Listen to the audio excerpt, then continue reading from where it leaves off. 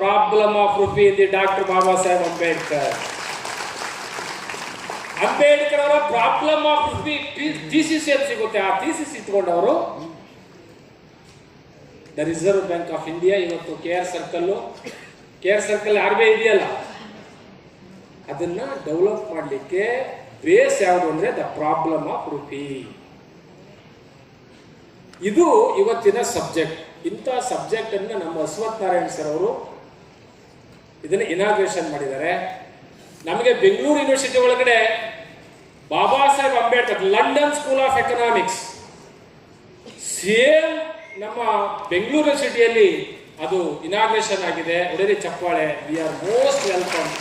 Y? Because we can see London school of economics, Bengaluru ಯೂನಿವರ್ಸಿಟಿಯಲ್ಲಿ London school of economics. Ambedkar ಅವರು ಆರ್ಥಿಕ ತಜ್ಞರಾಗಿದ್ದರು. ಸ್ವತಃ Amartya Sen is 6th number of ಏನದು ನೊಬೆಲ್ ಪ್ರೈಸ್, 6ನೇ ನೊಬೆಲ್ ಪಾರಿತೋಷಕ ಪಡೆದಂತ ಅಮರ್ತ್ಯ ಸೇನ್ ಹೇಳ್ತಾರೆ, ನನ್ನ ಒಂದು ಪ್ರಬಂಧಕ್ಕೆ ನನಗೆ ನೊಬೆಲ್ ಬಹುಮಾನ ಸಿಗ್ತಾ ಇದೆ, ಆದರೆ ನನ್ನ ನಿಜವಾದಂತಹ ತಂದೆ is a real father of our economics doctor Baba Saheb Ambedkar. Ambedkar ಅವರೇ ನನಗೆ ನಿಜವಾದಂತ ಫಾದರ್ ಎಕನಾಮಿಕ್ಸ್ ಅಲ್ಲಿ. ಅವ್ರಿಗೆ ಇನ್ನೆಷ್ಟು ನೊಬೆಲ್ ಸಿಗಬೇಕಾಗಿತ್ತು. ದುರದೃಷ್ಟ ಈ ದೇಶದಲ್ಲಿ ಅಂಬೇಡ್ಕರ್ ಅವರ ಜ್ಞಾನದ ಕಡೆ ಮುಖ ಮಾಡ್ತಾ ಇಲ್ಲ ಅಶ್ವಥ್ ನಾರಾಯಣ್ ಸರ್. ಭಾರತ ದೇಶ ಅಂಬೇಡ್ಕರ್ ಜ್ಞಾನದ ಕಡೆ ಮುಖ ಮಾಡ್ತಿಲ್ಲ, ಅಂಬೇಡ್ಕರ್ ಅವ್ರ ಜಾತಿ ಕಡೆ ಮುಖ ಮಾಡ್ತಾರೆ. ಅಮರ್ತ್ಯ ಸೇನ್ ಹೇಳಿರೋದು, ನನ್ನ ಒಂದು ಥೀಸಿಸ್ಗೆ ನೊಬೆಲ್ ಕೊಡ್ತಾ ಇದ್ದೀರಿ, ಇನ್ನು ಅಂಬೇಡ್ಕರ್ ಅವರು is a real father of my economy. ಅವ್ರಿಗೆ ಎಂಥ ನೊಬೆಲ್ ಸಿಗಬೇಕಾಗುತ್ತೆ. ಸಿ, ನನಗೆ ನೋವಾಗೋದೇನೆಂದ್ರೆ caste is a nation, caste is a nation. ಇವತ್ತಿಗೂ ನೀರು ಮುಟ್ಟಕ್ಕೆ ಬಿಡಲ್ಲ. ನೀರು ಮುಟ್ಟಿದ್ರೆ ಸಗಣಿಯಾಗಿ ತೊಳೆಯೋದು, ಬೈಕ್ ರೈಡ್ ಮಾಡೋದು, ಹೊಡೆದಾಣ ಹಾಕೋದು. ಮದ್ರಾಸ್ ಸೇಲಂನಲ್ಲಿ ಇಂಜಿನಿಯರಿಂಗ್ ಹುಡುಗ ವಾಚ್ ಕಟ್ಟಿದ್ರೆ ಅನ್ಟಚಬಲ್ ವಾಚ್ ಕಟ್ಟಿದಂತ ಕೈ ಕತ್ತರಿಸಿ ಹಾಕೋದು. It is a nation? No, here caste is a nation. Ambedkar says ಇಲ್ಲಿ ಮನುಷ್ಯರ ಜೀವಂತ ಇಲ್ಲ, ಜಾತಿಗಳ ಜೀವಂತ ಇದೆ ಅಂತ ಅಂಬೇಡ್ಕರ್. ಸಿ, ಇಂಥ ಸಂದರ್ಭಕ್ಕೆ we are seriously discussion higher education, empowerment, industrials, agricultures, farmer, laborers. He was a labor minister in the British Council, 1942 to 46. He was a labor minister, irrigation minister, power minister. So what is Ambedkar? Ambedkar is a single face? Multiple face. So Adanna was a great irrigationist. Hirakud Dam, Damodar River, Hirakud Dam, Bakranandar Dam. Who is the planner? You know KPTCL, Karnataka Power Transmission. Today we are KPTCL, the Power Grid Corporation. Who is the planner? Different cases is the one. ಅದಕ್ಕೆ ಜಾತಿ ಮುಕ್ತ Bharat, alienation of cost ಆಗಬೇಕಾದ್ರೆ economical equality is most important. ನಾವು ಆರ್ಥಿಕ ಸಮಾನತೆ ಕೊಟ್ಟರೆ ಸಾಮಾಜಿಕ ಸಮಾನತೆ ಬರುತ್ತಿರೋದು ಅಂಬೇಡ್ಕರಿಸಮ್. ಅಂತಹ economical thoughts of and contribution of Baba Saheb Ambedkar book release ಆಗಿದೆ. ಹೊಡೆದ ಚಪ್ಪಾಳೆ. Devanand, written by Devanand, doctor H.N. Devanand. Economic thoughts and contribution of Dr. Baba Saheb Ambedkar is the most important book. ನೀವು ಪುಸ್ತಕ ಓದಬೇಕು, ಮೊಬೈಲ್ ಹಿಡ್ಕೊಂಡು ಹಿಂಗಂದ್ರೆ ಮುಗಿತು ಕಥೆ. ಯಾವಾಗಲೂ ಹಿಡ್ಕೊಂಡು ಏನದು ಹಿಂಗೆ ಮೊಬೈಲು ತಲೆ ಬಗ್ಗಿಸುತ್ತೆ ನಿಮ್ಮನ್ನ, ಪುಸ್ತಕ ನಿಮ್ಮನ್ನ ತಲೆ ಎತ್ತಿ ನಿಲ್ಲಿಸುತ್ತೆ.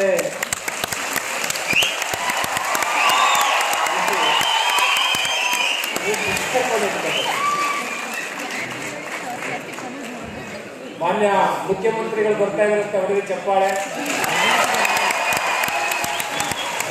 Honorable CM is came to the inauguration program today. It's very happy. ನಾನು ಪುಸ್ತಕಗಳನ್ನು ಯಾಕೆ ಹೇಳ್ತಾ ಇದ್ದೀನಿ ಅಂದರೆ Ambedkar photo 3x3 frame photo Ambedkar statue 6 feet statue Ambedkar flex Ambedkar is symbol of knowledge and a symbol of justice, symbol of equality, symbol of happiness. ಇದು ಅದಕ್ಕೆ Vinson Churchill is A British prime minister. Vinson Churchill ಹೇಳ್ತಾರೆ ನೋಡಿ, ಬ್ರಿಟನ್ನಿನ ಪ್ರಧಾನಿ, ದುರದೃಷ್ಟ ಅಂಬೇಡ್ಕರ್ ನಮ್ಮ ದೇಶದಲ್ಲಿ ಹುಟ್ಟಿಲ್ಲ. ಅಂಬೇಡ್ಕರ್ ನಮ್ಮ ದೇಶದಲ್ಲಿ ಹುಟ್ಟಿದ್ರೆ ಅಂಬೇಡ್ಕರ್ ಅವ್ರನ್ನ ಬಹಳಷ್ಟು ಅದ್ಭುತವಾಗಿ ಬಳಸ್ಕೊಳ್ತಾ ಇದ್ವಿ. ಅಂಬೇಡ್ಕರ್ ನಮ್ಮ ದೇಶದಲ್ಲಿ ಹುಟ್ಟಿಲ್ಲ ಅಂತಕ್ಕಂಥ ಕೊರಗು ನನ್ನಲ್ಲಿದೆ ಅಂತಾರೆ ವಿನ್ಸನ್ ಚರ್ಚಿಲ್. ಅದರಲ್ಲಿ who is the president of Russia? Vladimir Putin. ರಷ್ಯಾದ ಪುಟಿನ್ ಹೇಳ್ತಾರೆ, ಇಡೀ ಜಗತ್ತಿನಲ್ಲಿ ನಿಮಿಷಕ್ಕೂ ಕ್ಷಣಕ್ಕೂ ಗೌರವ ಕೊಡ್ತಕ್ಕಂಥ ಯಾರಾದ್ರೂ ಒಬ್ಬ ವ್ಯಕ್ತಿ ಇದ್ರೆ ಅದು doctor Baba Saheb Ambedkar. Universal respect man doctor Baba Saheb Ambedkar ಅಷ್ಟೇ ಹೇಳ್ತಾರೆ ರಷ್ಯಾದ ಪುಟಿನ್. ಆದ್ರೆ ನಮ್ಮ ದೇಶದಲ್ಲಿ ಮೆಟ್ರಿಕ್ಯುಲೇಷನ್ ಫೇಲ್ ಆಗಿರ್ತಾರಲ್ಲ, ನಮ್ಮ ದೇಶದಲ್ಲಿ ಮೆಟ್ರಿಕ್ಯುಲೇಷನ್ SSLC ಫೇಲ್ ಆಗಿರೋ ಏನಂತಾನೆ ಸಾಹೇಬ್ರು ಅಂದ್ರೆ ಅಂಬೇಡ್ಕರ SC ಅಂತ ಕರೋ. ರಷ್ಯಾದ ಪುಟಿನ್ ಯೂನಿವರ್ಸಲ್ ರೆಸ್ಪೆಕ್ಟ್ ಮೇಲೆ ಅಂತಾರೆ ಅಂಬೇಡ್ಕರ್ಗೆ. ಆದ್ರೆ ನಮ್ಮ ದೇಶದಲ್ಲಿ SSLC ಫೇಲ್ ಆಗಿರೋನು Ambedkar SC. This is the disease, ಈ ದೇಶದ ರೋಗ. ಈ ರೋಗಕ್ಕೆ ಒಂದು ದೊಡ್ಡ ಔಷಧಿ ಕೊಟ್ಟಿದ್ದಾರೆ, ಅದು doctor Baba Saheb Ambedkar is given to medicine. He was a major surgeon for economic in India. He was a major surgeon, the father of democracy. ಇವತ್ತು ಹೆಣ್ಣು ಮಕ್ಕಳು ಕೂತಿದ್ರಿ, ನೀವು ಎಲ್ಲ ಹೆಣ್ಮಕ್ಳು ಕೂತಿದ್ರಿ. ಕ್ಯಾನ್ ಯು ನೋ, ನೀವು ತಿಳ್ಕೊಳ್ಳಿ, ಹೆಣ್ಮಕ್ಳು ನಿಮಗೆ ಲಕ್ನೋ ಲೇಬರ್ ಅಧಿವೇಶನ, ಲಕ್ನೋದ ಕಾರ್ಮಿಕ ಅಧಿವೇಶನ ನಡೆಯುತ್ತೆ 1946 ಅಲ್ಲಿ. 9 ಬಿಲ್ಲನ್ನು ಮಂಡಿಸ್ತಾರೆ ಬಾಬಾ ಸಾಹೇಬರು. ಅದರಲ್ಲಿ ಮುಖ್ಯವಾದ ಬಿಲ್ ಯಾವುದು ಅಂದ್ರೆ, ಹೆಣ್ಮಕ್ಳು ನೀವು ಲೈಫಲ್ಲಿ ಮರೆಯಬಾರದು. ಆ ಬಿಲ್ಲಲ್ಲಿ, ಬಾಬಾ ಸಾಹೇಬ್ ಮಂಡಿಸಿದ ಬಿಲ್ಲಲ್ಲಿ, ಭಾರತ ದೇಶದ ಸರ್ಕಾರಿ, ಅರೆ ಸರ್ಕಾರಿ, ಕಾರ್ಖಾನೆ, ನಿಗಮ ಮತ್ತೆ ಯಾವುದೇ ಖನಿಜ ಇದರಲ್ಲಿ ಕೆಲಸ ಮಾಡ್ತಕ್ಕಂಥ ಹೆಣ್ಣು ಮಕ್ಕಳಿಗೆ ಪ್ರತ್ಯೇಕ ಶೌಚಾಲಯ ಇರಬೇಕು ಅಂತಕ್ಕಂಥ ಬಿಲ್ಲನ್ನು ಮಂಡಿಸ್ತಾರೆ ಅಲ್ರಿ. What A wonderful. ಹೆಣ್ಣು ಮಕ್ಕಳಿಗೆ ಪ್ರತ್ಯೇಕ ಶೌಚಾಲಯ ಇರಬೇಕು ಅಂತಕ್ಕಂಥ ಕಾಮನ್ ಸೆನ್ಸ್ ಇಲ್ಲ ಈ ದೇಶಕ್ಕೆ. ಹೆಣ್ಣು ಮಕ್ಕಳನ್ನ ಹೆರಿಗೆ ಫ್ಯಾಕ್ಟ್ರಿ ಮಾಡಿತ್ತು. ಹೆಣ್ಮಕ್ಳು ತಾಲಿ ಕಟ್ಸ್ಕೋಬೇಕು, ಮಕ್ಕಳು ಹಿಡಿಬೇಕು, ತಾಲಿ ಕಟ್ಸ್ಕೋಬೇಕು, ಮಕ್ಕಳು ಹಿಡಿಬೇಕು. ಆದ್ರೆ ಹೆಣ್ಣು ಮಕ್ಕಳು DC ಆಗ್ಬೇಕು, SP ಆಗ್ಬೇಕು, ಜಸ್ಟಿಸ್ ಆಗ್ಬೇಕು, ಪ್ರೈಮ್ ಮಿನಿಸ್ಟರ್ ಆಗ್ಬೇಕು, CM ಆಗ್ಬೇಕು ಅನ್ನೋದು ಡಾಕ್ಟರ್ ಬಾಬಾ ಸಾಹೇಬ್ ಅಂಬೇಡ್ಕರ್.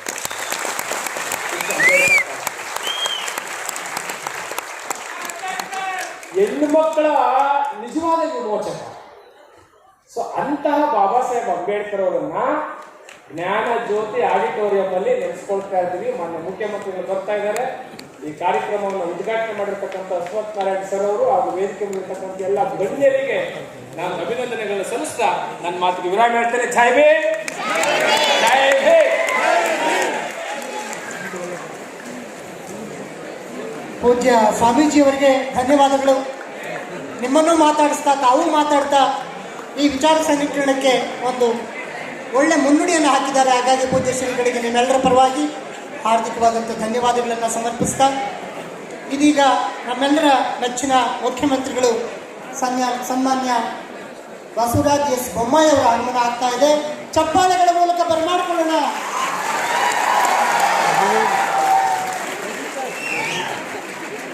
ಕರ್ನಾಟಕ ರಾಜ್ಯದ ಮಾನ್ಯ ಮುಖ್ಯಮಂತ್ರಿಗಳು ವೇದಿಕೆಗೆ ಆಗಮಿಸ್ತಾ ಇದ್ದಾರೆ. Problem of the rupee, Ambedkar ಬರೆದಂಥ ಪುಸ್ತಕದ 100ನೇ ವರ್ಷದ ಸಮಾರಂಭಕ್ಕೆ, ವಿಚಾರ ಸಂಕಿರಣಕ್ಕೆ ಆರಂಭಿಕ ಚಾಲನೆ ನೀಡೋದಕ್ಕೆ ಮುಖ್ಯಮಂತ್ರಿಗಳು ಆಗಮನ ಆಗ್ತಾ ಇದೆ.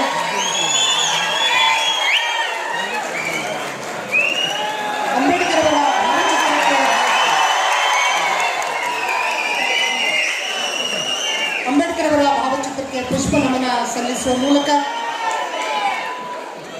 ಮಾನ್ಯ ಮುಖ್ಯಮಂತ್ರಿಗಳು ಗೌರವವನ್ನು ಸಲ್ಲಿಸ್ತಾ ಇದ್ದಾರೆ.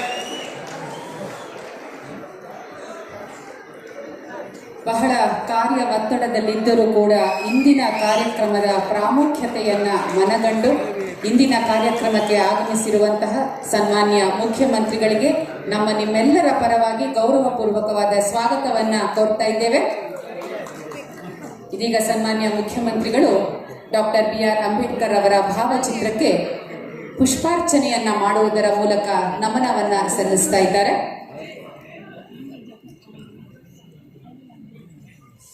ದಯಮಾಡಿ ಅವರು ವೇದಿಕೆಯಲ್ಲಿ ಉಪಸ್ಥಿತರಾಗಬೇಕು ಅಂತ ಹೇಳಿ ವಿನಂತಿಸ್ತಾ ಇದ್ದೇವೆ. ಪುಷ್ಪಗುಚ್ಛವನ್ನು ನೀಡಿ ಮಾನ್ಯ ಮುಖ್ಯಮಂತ್ರಿಗಳನ್ನ ಬರಮಾಡ್ಕೊಳ್ಬೇಕು ಅಂತ ಹೇಳಿ ಡಾಕ್ಟರ್ ದೇವಾನಂದ್ ಅವರಲ್ಲಿ ನನ್ನ ಪ್ರಾರ್ಥನೆ. ದಯಮಾಡಿ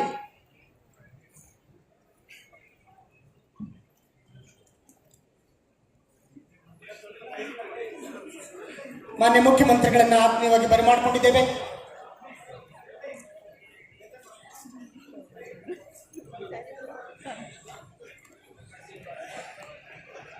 ಸನ್ಮಾನ್ಯ ಮುಖ್ಯಮಂತ್ರಿಗಳು ಹಾಗೂ ಮಾನ್ಯ ಸಚಿವರ ಉಪಸ್ಥಿತಿಯಲ್ಲಿ ಈಗ 7 ಜನ ಪ್ರಶಸ್ತಿ ಪುರಸ್ಕೃತರಿಗೆ ಗೌರವವನ್ನು ಸಲ್ಲಿಸುವ ಸಂದರ್ಭ. ದಯಮಾಡಿ ಸಂಘಟಕರು ಈ ನಿಟ್ಟಿನಲ್ಲಿ ತಮ್ಮ ನೆರವನ್ನು ನೀಡಬೇಕು ಅಂತ ಕೋರ್ತೇನೆ. 7 ಜನರನ್ನ ಒಟ್ಟಿಗೆ ಕೂರಿಸಿ ಈ ಸಂದರ್ಭದಲ್ಲಿ ಬೇರೆ ಬೇರೆ ಕ್ಷೇತ್ರದಲ್ಲಿ ಅಂಬೇಡ್ಕರ್ ಅವರ ಸಾಧನೆಯನ್ನ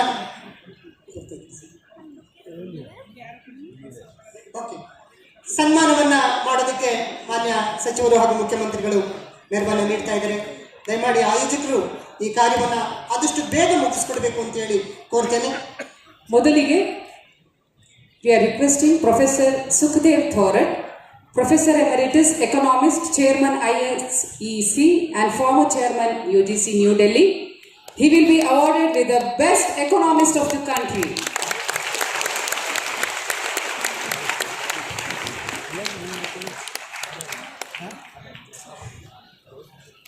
The name of the next award is Professor Dr.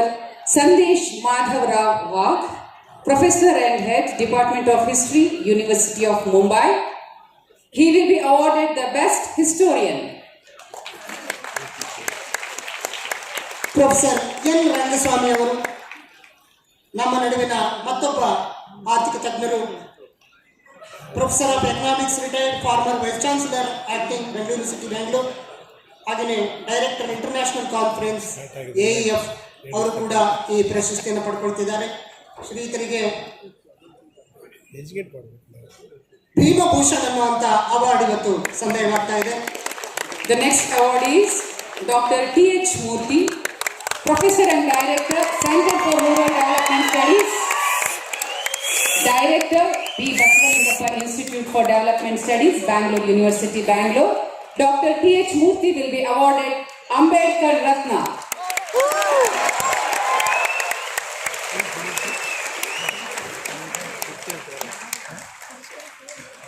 ಮುಂದಿನ ಸನ್ಮಾನಿತರು ಡಾಕ್ಟರ್ ಪ್ರೊಫೆಸರ್ ಮಹೇಶ್ ಚಂದ್ರ ಗುರು. ಮಹೇಶ್ ಚಂದ್ರ ಗುರು ಅವರಿಗೆ ಭೀಮಧ್ವನಿ ಆಫ್ ಕರ್ನಾಟಕ ಅನ್ನುವಂಥ ಪ್ರಶಸ್ತಿಯನ್ನು ನೀಡಲಾಗ್ತಾ ಇದೆ.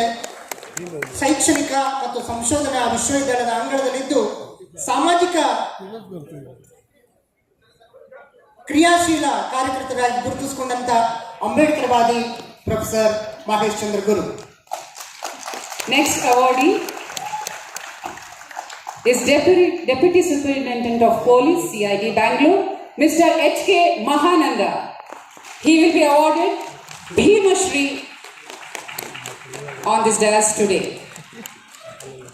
ಭೀಮಶ್ರೀ ಪ್ರಶಸ್ತಿಯನ್ನ ಸ್ವೀಕಾರ ಮಾಡಲಿಕ್ಕೆ H.K. ಮಹಾನಂದ ಅವರು ವೇದಿಕೆಗೆ ಬರಬೇಕು. ಹಾಗೆಯೇ professor N.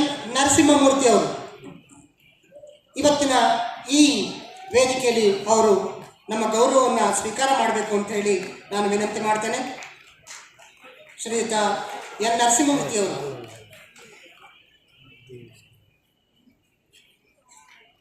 Achievement is never easy and it takes a great deal of hard work, determination and perseverance to reach a goal.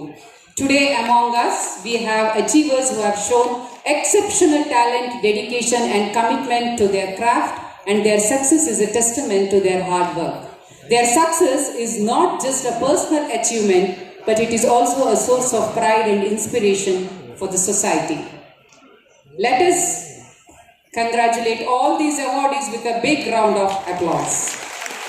Professor N Narasimhamurthy ಅವರು, dean faculty of arts, HOD mass communication Bengaluru city university ಶ್ರೀಯುತರಿಗೂ ಕೂಡ, ಹಾಗೆಯೇ ತುಂಬ ಜನ ಸ್ನೇಹಿತರ ಒತ್ತಾಯದ ಮೇರೆಗೆ doctor Devanand ಅವ್ರಿಗೂ ಕೂಡ ಇದೇ ಸಂದರ್ಭದಲ್ಲಿ ಸನ್ಮಾನ ಆಗಬೇಕು ಅಂತ ಹೇಳಿ ಬಯಸ್ತಿದ್ದಾರೆ.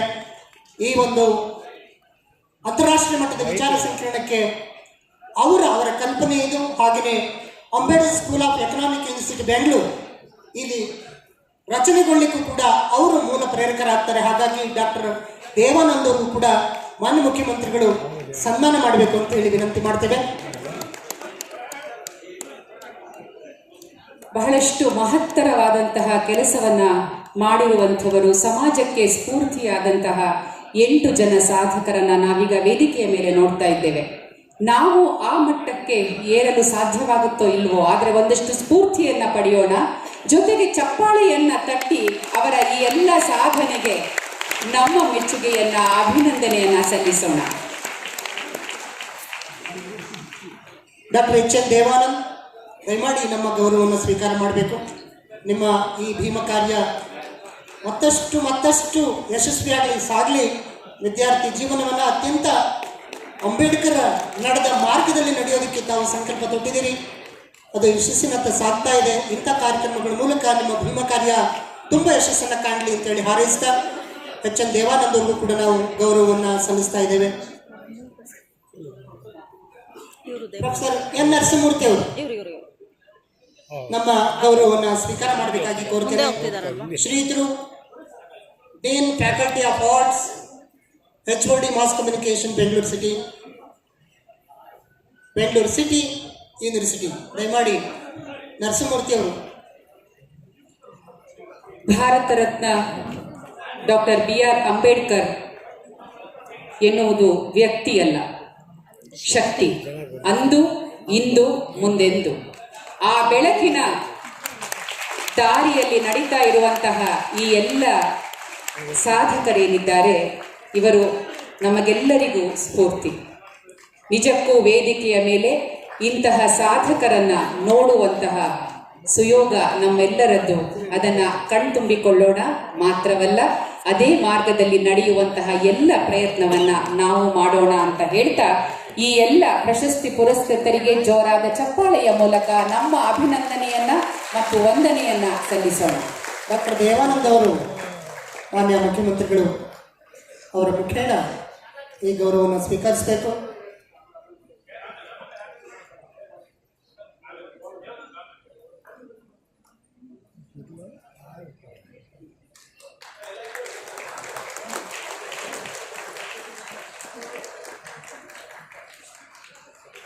ಪ್ರಶಸ್ತಿ ಪುರಸ್ಕೃತರೊಂದಿಗೆ ಒಂದು ಭಾವಚಿತ್ರ, ಸದಾ ನೆನಪಿನಲ್ಲಿ ಉಳಿಯುವಂಥ ಕಾರ್ಯಕ್ರಮ, ಹಾಗೆ ನೆನಪಿನಲ್ಲಿ ಉಳಿಯುವಂಥ ಫೋಟೋ ಕೂಡ ಇದಾಗಲಿ.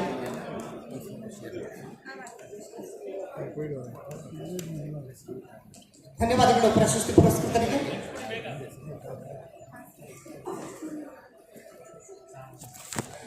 It is our distinct honor and privilege to have with us our Honorable Chief Minister, Mr. Basavaraj Bommai. He has made significant contributions towards the development of Karnataka in a short span of time and has expressed his commitment to ensuring the state's progress in the years to come. A man of distinct vision and quick action, he is all set to make Karnataka the model state. Let us have the privilege of listening to our Honorable CM's words.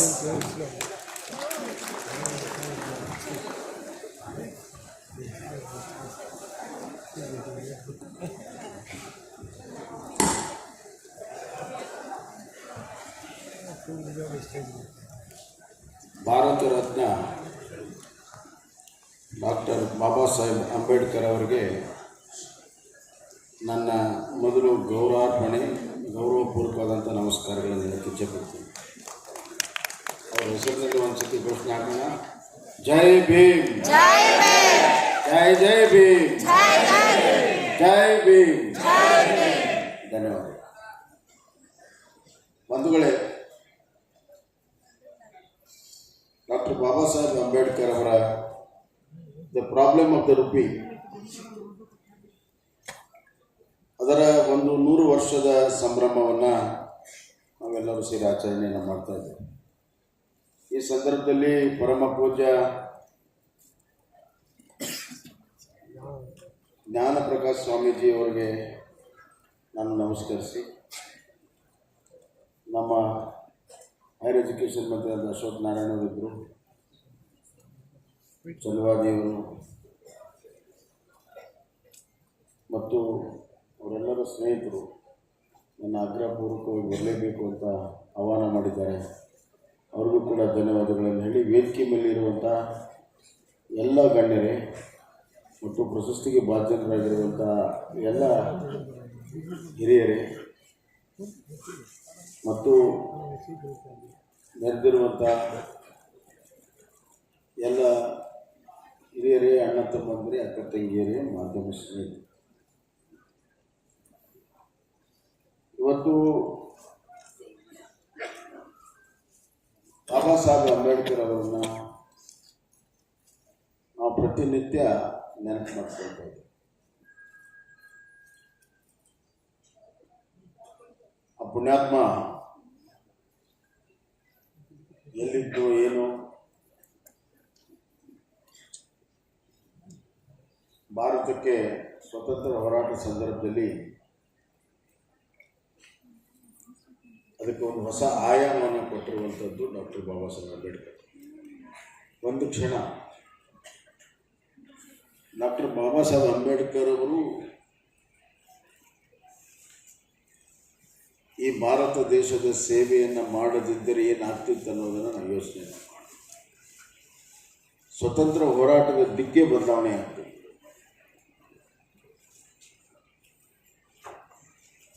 ಈ ರಾಜಕಾರಣ ಕೇವಲ ಚುನಾವಣೆಯಲ್ಲಿದೆ, ಆಡಳಿತದಲ್ಲಿದೆ ಅಂತ ತಿಳ್ಕೊಬೇಕು. ಹೋರಾಟಗಳಲ್ಲೂ ಭಾಳಷ್ಟು ರಾಜಕಾರಣ ಇರ್ತದೆ. ಹೋರಾಟದ ಡಾಮಿನೆನ್ಸನ್ನು ತೆಗೆದುಕೊಳ್ಳೋದಕ್ಕೆ ಭಾಳಷ್ಟು ಶಕ್ತಿಗಳು ತಮ್ಮ ಪ್ರಭಾವವನ್ನು ಬೀರ್ತವೆ. ಅದೇ ಒಂದು ದೊಡ್ಡ ರಾಜಕಾರಣ. ಹೋರಾಟದಲ್ಲಿರುವಂಥ ಜನ ಇದರ ಅರಿವಿಲ್ಲದೆ ನಂಬಿಕೊಂಡು ಹೋಗ್ತಾ ಇರ್ತಾರೆ. ಆದರೆ ಈ ಹೋರಾಟ ಯಾತಕ್ಕಾಗಿದೆ, ಯಾರಿಗಾಗಿದೆ ಅನ್ನುವಂಥ ಅರಿವು ಮೂಡಿಸುವಂಥ ಕೆಲಸ ಬಾಬಾ ಸಾಹೇಬ್ ಅಂಬೇಡ್ಕರ್ ಅವರು ಮಾಡಿದರು. ಡಾಕ್ಟರ್ ಬಾಬಾ ಸಾಹೇಬ್ ಅಂಬೇಡ್ಕರ್ ಅವರು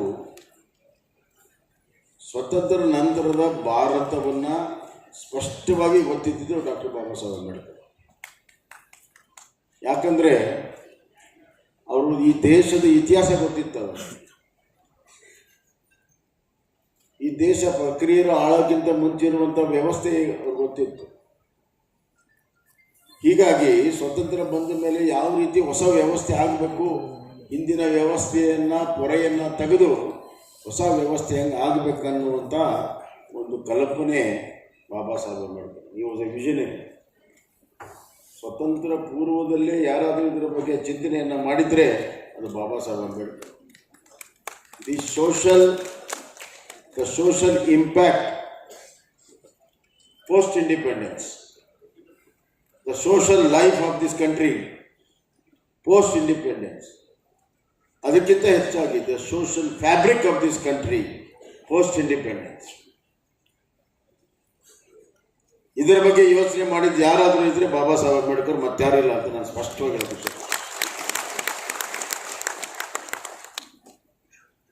ಆದ್ದರಿಂದ ಇವತ್ತು ಈ ದೇಶದ ಯೂನಿಟಿ ಇರ್ಬೋದು, ಅಖಂಡತೆ ಇರ್ಬೋದು, ಈ ದೇಶದ ಪ್ರಜಾಪ್ರಭುತ್ವ ಇರ್ಬೋದು, ಇವೆಲ್ಲವೂ ಉಳಿಯೋದಕ್ಕೆ ಬಾಬಾ ಸಾಹೇಬ್ ಅಂಬೇಡ್ಕರ್ ಅವರ ಸರ್ವರಿಗೂ ಬೇಕಾಗಿರುವಂಥ ಸಾಮಾಜಿಕ ಸೂತ್ರವನ್ನು ಏನು ಹೇಳಿದ್ರು ಅದರಿಂದ ಇವತ್ತಾಗಿದೆ. ಅದರಲ್ಲಿ ಎರಡು ಬಹಳ ಪ್ರಮುಖ ಭಾಗ ಇರುವಂಥ, ಇವತ್ತು ಪ್ರಜಾಪ್ರಭುತ್ವ ಅರ್ಥಪೂರ್ಣ ಆಗಬೇಕು, ಪ್ರಜಾಪ್ರಭುತ್ವ ಎಲ್ಲರಿಗೂ ಕೂಡ ಇರಬೇಕು ಅನ್ನುವಂಥ ಮೂಲ ತತ್ವಗಳಿರುವಂಥದ್ದು ಒಂದು ಕಾನ್ಸ್ಟಿಟ್ಯೂಷನಲ್ಲಿ. ಕೇವಲ ಕಾನ್ಸ್ಟಿಟ್ಯೂಷನಲ್ ಇದ್ರೆ ಮಾತ್ರ ಸಾಲದು ಅಂತ ಬಾಬಾ ಸಾಹೇಬ್ ಅಂಬೇಡ್ಕರ್ ಗೊತ್ತಿತ್ತು. ಕಾನ್ಸ್ಟಿಟ್ಯೂಷನಲ್ಲಿ ಈಕ್ವಾಲಿಟಿ ಕೊಡ್ಬೋದು, ಕಾನ್ಸ್ಟಿಟ್ಯೂಷನಲ್ಲಿ ವ್ಯಕ್ತಿ ಸ್ವಾತಂತ್ರ್ಯ ಕೊಡ್ಬೋದು, ಎಲ್ಲವೂ ಕೂಡ ಕೊಡಬಹುದು. ಆದರೆ ಈ ಕಾನ್ಸ್ಟಿಟ್ಯೂಷನನ್ನು ಲೆಟರ್ ಆ್ಯಂಡ್ ಸ್ಪಿರಿಟಲ್ಲಿ ನಾವು ನಮ್ಮ ದೇಶದಲ್ಲಿ ಇದನ್ನು ಅಳವಡಿಸ್ಕೋಬೇಕಾದ್ರೆ ಸಾಮಾಜಿಕವಾಗಿಯೂ ಕೂಡ ಅದರ ಅವಶ್ಯಕತೆ ಇದೆ ಅನ್ನುವಂಥದ್ದು ಬಹಳ ಮುಖ್ಯ. ಇದರ ಕಲ್ಪನೆಯಿಂದ ಅವರು ನೋಡಿ ಎಷ್ಟು ದೂರದೃಷ್ಟಿ ಇದೆ ಅಂದರೆ, ನಿಜ ಹೇಳಬೇಕಾದ್ರೆ ನಾವೆಲ್ಲ ಎಕನಾಮಿಕ್ ಸೈನ್ಸನ್ನು ಮತ್ತು ಸೋಷಲ್ ಸೈನ್ಸನ್ನು ಎರಡೂ ಬೇರೆ ಬೇರೆ ಭಾಗವಾಗಿ ಡಿಫ್ರೆಂಟ್ ಪಾರ್ಟ್ಸ್ ಆಗಿ ನಾವು ನೋಡ್ತೀವಿ. ಆದರೆ ಬಾಬಾ ಸಾಹೇಬ್ ಅಂಬೇಡ್ಕರ್ 100 ವರ್ಷದ ಹಿಂದೆ economics and social science both are one ಅನ್ನುವಂಥದ್ದನ್ನು ಅವರ ಪುಸ್ತಕದಲ್ಲಿ ಹೇಳಿದ್ದಾರೆ. ಫೈನಾನ್ಸಿಸ್ ಬೇರೆ, ಹಣಕಾಸಿನ ವ್ಯವಹಾರ ಬೇರೆ. ಆದರೆ ಎಕನಾಮಿಕ್ಸ್ ಅಂತ ಬಂದಾಗ, ಆರ್ಥಿಕತೆ ಅಂತ ಬಂದಾಗ, ಆರ್ಥಿಕತೆ ಇರುವುದು ಜನರಿಗಾಗಿ, ಆರ್ಥಿಕತೆ ಬೆಳವಣಿಗೆ ಆಗುವುದು ಜನರಿಂದ, ಆರ್ಥಿಕ ಬೆಳಿಬೇಕಾಗಿರೋದು ಜನರಿಗೋಸ್ಕರಾಗಿ. ಹೀಗಿರುವಾಗ ಇವತ್ತು ಸಮಾಜ ಜನ ಬಿಟ್ಟು ಎಕನಾಮಿಕ್ಸ್ ಇಲ್ಲ. And economics is welfare state, welfare of all citizens of the country. ಹೀಗಿರುವಾಗ ಎಕಾನಮಿ ಗ್ರೋತ್ ಆಗೋದು ಜನರಿಂದ, ಬಳಕೆ ಆಗೋದು ಜನರ ಸಲುವಾಗಿ. ಹೀಗಾಗಿ ಇವತ್ತು ನಮ್ಮ social science and economic science are one ಅನ್ನುವಂಥದ್ದು ಅವರ ಬುಕ್ಕಿನ ಕಲ್ಪನೆಯಲ್ಲಿ ಗೊತ್ತಾಗುತ್ತೆ. ಈ was a great socio economic scientist. Ambedkar was a great socio economic scientist. ಇವತ್ತು ಅಂಬೇಡ್ಕರ್ ಅವರು ಮಾಡಿರುವಂಥ ಕೆಲಸ ಏನಿದೆ, ಎಲ್ಲ ಅವರ ಸಂಪೂರ್ಣವಾದಂಥ ಕೆಲಸವನ್ನು ನಾವು ತೆಗೆದುಕೊಂಡಾಗ